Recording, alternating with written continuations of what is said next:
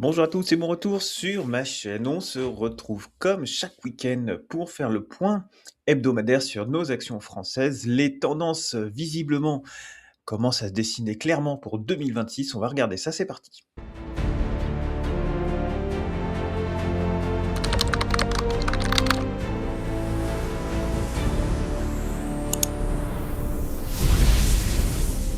Et on va commencer par le CAC 40 dans sa version dividende réinvesti. Donc pour le moment, tout est au vert. Les voyances sont au vert depuis déjà 2020, depuis novembre 2020, c'est au vert, ça monte, petite phase de correction à tendance haussière, ça remonte, correction dans la phase correction dans la phase haussière et puis ça repart et là on est toujours pour le moment en phase haussière, donc tout va bien sur le CAC 40. Dans sa version non représenté avec les dividendes, mais je trouve que ça a moins de sens, eh bien, on revient buter sous les 8 300 points. Voilà, ce serait bien qu'on les franchisse assez fort, qu'on vienne se reposer dessus pour enfin redessiner une tendance haussière sur le CAC 40. Mais pour le moment, c'est haussier sur du format moyen terme.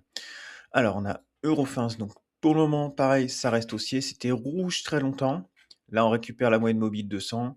C'est pas foufou, mais pour le moment, ça reste haussier. C'est pas mon action préférée pour le moment, mais ça reste haussier.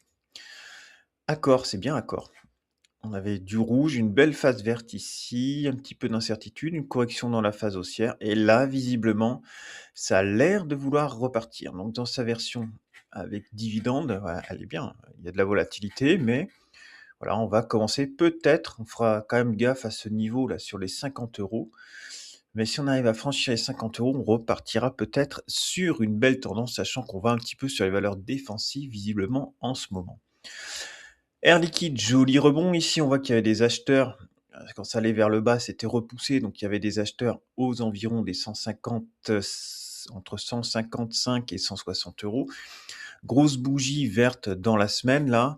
Est-ce que pour autant ça leur repropulse dans une phase haussière? Non, pour le moment non. J'ai fait une vidéo dans la semaine, si vous voulez aller voir, sur Air Liquide justement, où je parle de ça. Il y avait quand même ce point à tenter là, sur la moyenne mobile 200. Je sais que certains l'ont tenté pour voir si c'est juste une petite correction dans sa tendance haussière. On achète pas loin de la moyenne mobile 200 et on ressort si jamais ça casse. Mais là, pour le moment, ça a l'air de vouloir repartir. C'est un peu tôt, je trouve, pour se positionner, que ce soit en format journalier ou en format hebdo. C'est encore un petit peu tôt sur Air Liquide. Je ferai une vidéo peut-être sur un moment où vous avez le plus de probabilité peut-être de faire un gain dessus. Voilà, là, il y a encore un risque baissier. Elle était en correction, donc si ça va pas juste un petit coup de vert et puis derrière, finalement, ça repart sur la tech et puis hop, c'est reparti pour descendre, ça, c'est tout à fait possible. Airbus, toujours bien. C'est toujours vert sur Airbus, elle est propre, hein, il n'y a pas de problème. On revient vers la moyenne mobile 50. Ce serait bien qu'elle reprenne un petit coup de booster dans les prochaines semaines ou dans les prochains mois. Mais je pense qu'il y a encore de la marge. Il y avait un surachat ici, on est sur la zone de neutralité. Ça peut peut-être se faire peur un petit peu plus bas, puis repartir, mais pour le moment, hein, c'est toujours en tendance. Enfin, c'est plus ma préférée, puisque dans mes préférés, puisque quand même on casse la moyenne mobile 20, alors qu'avant on rebondissait dessus, mais ça reste quand même pas mal. ArcelorMittal, très très belle action, ça fait un bout de temps qu'on la suit. Là, typiquement, le point d'entrée, il était là.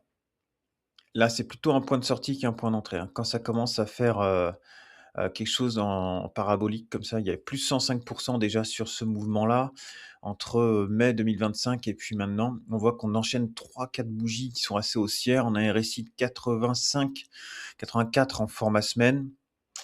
Bon, ceux qui en ont, éventuellement une petite prise de profit, ça peut faire du bien. Sinon, vous laissez porter par la tendance, peut-être qu'elle va encore monter, mais il y a quand même des chances qu'il y ait une phase de correction à un moment donné, qu'il y ait des prises de profit. Voilà, donc attention à présent sur ArcelorMittal, c'était bien, tout ça montait tranquillement, puis là, ça fait des bougies qui sont assez énormes. Donc ouais, méfiance sur ArcelorMittal, mais elle est dans une très belle tendance, peut-être à prendre sur repli maintenant. AXA, c'est orange, un petit peu phase de correction. Donc, ouais, une fois de plus, si tu veux, hein, je fais la parenthèse maintenant, si tu veux avoir les mêmes indicateurs de tendance, je les partage avec les membres de la chaîne pour 1,99 € par mois. Je partage les indicateurs ici, de tendance pour vous faciliter la tâche. Quand c'est vert, vous avez plus de chances de faire du gain, mais plus vous achetez loin dans le vert, plus vous avez de chances de vous rapprocher d'une correction. Voilà, le but, c'est d'arriver à prendre des phases de tendance sur le début, après des corrections ou des choses comme ça. C'est ça qu'il faut qu'on travaille là-dessus sur l'indicateur de tendance. Et ça, je le partage, voilà, par mail, je vous l'envoie. Et puis, il y a des vidéos de configuration si vous voulez. Ça vous donne accès aussi au live pour les membres de la chaîne.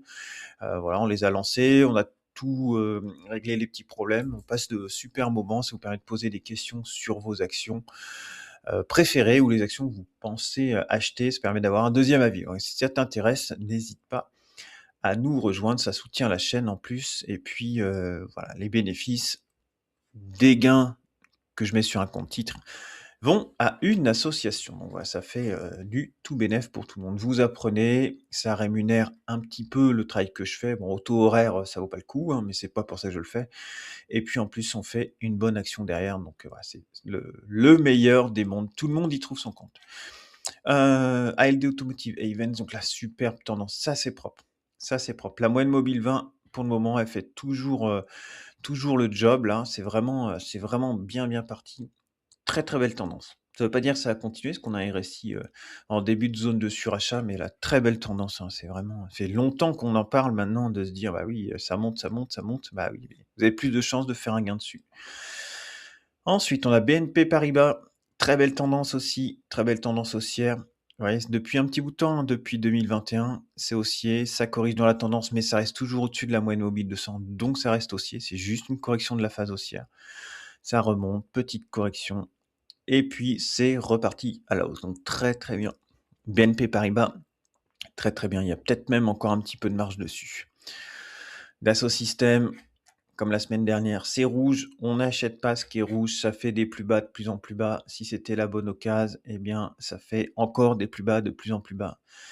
Depuis là, ici, ouais, ça a cassé là.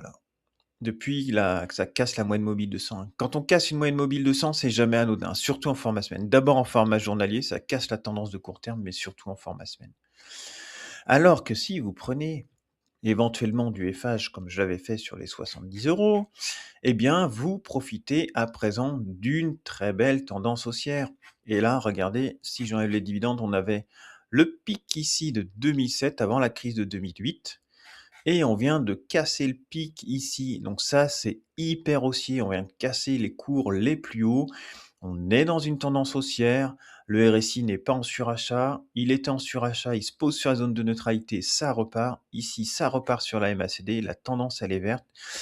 Donc, c'est surtout pas, je pense, le moment de me séparer de mes actions FH, malgré un joli 80% de plus-value hors dividendes. Si on rajoute les dividendes, voilà, ça fait une très très belle performance qui doit se rapprocher, je pense, pas loin des 100%. Mais je garde tant que la tendance, elle est là. Sauf si à un moment donné, ça prend trop de place dans mon portefeuille, mais je suis assez large sur FH avant que ça prenne trop de place. Donc NJ, toujours super propre. Attention à la grosse zone de surachat maintenant, hein. On commence à être pas mal, vous voyez, quand on se décolle trop de la moyenne mobile 20, elle revient entre la moyenne mobile 20 et la moyenne mobile 50. Donc si elle refait le même mouvement, on peut s'attendre à 21-22.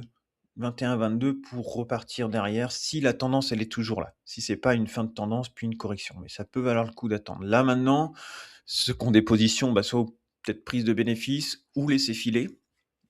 Mais ouais, se placer maintenant, vous n'avez pas le maximum c'est haussier, mais je pense que voilà, vous pouvez arriver à l'entrée d'une correction.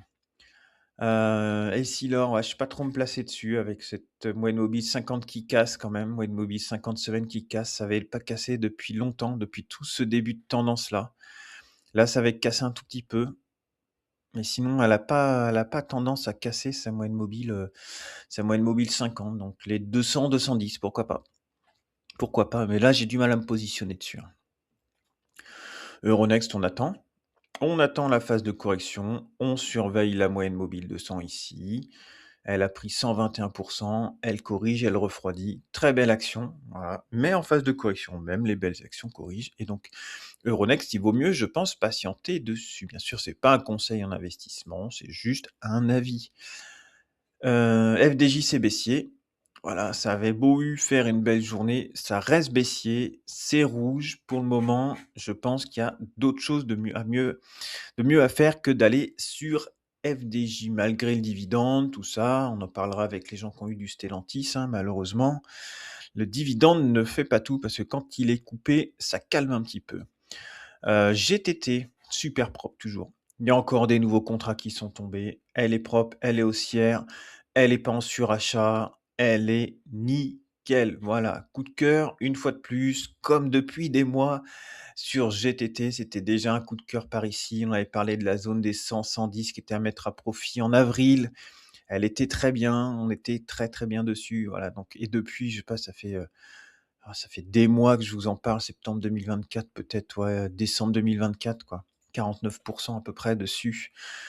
C'est propre, il n'y a rien à dire sur GTT pour le moment. C'est une très belle tendance. Hermès, ça fait rien.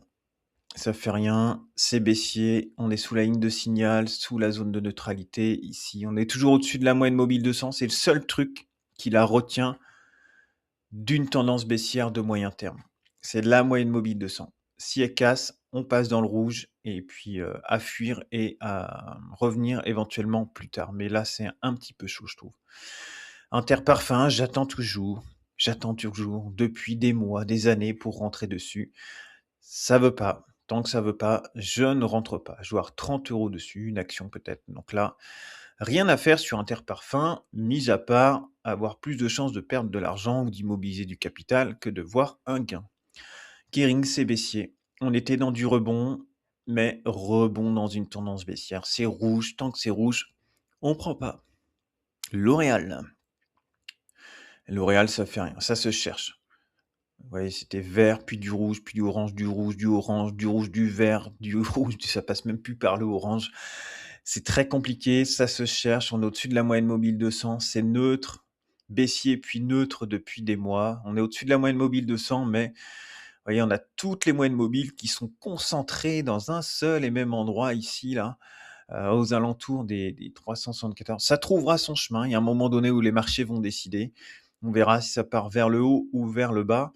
Mais bon, pour le moment, voilà, ça nous dessine un tout petit début de tendance verte là, mais c'est timide au niveau force de signal, c'est un petit peu timide. Et allez, on va terminer par LVMH, c'est toujours baissier. Il y avait un petit rebond ici, ça vient sur la moyenne mobile 50, mais pour le moment, c'est toujours baissier sur LVMH. Donc, je pense qu'il vaut mieux attendre vraiment d'avoir un retournement, même si on revient tester la zone des 450, pourquoi pas, pour ensuite redessiner quelque chose. Oui, fait hop, et puis après, quelque chose. Voilà, c'est possible. Pour le moment, voilà, les résultats sont mitigés.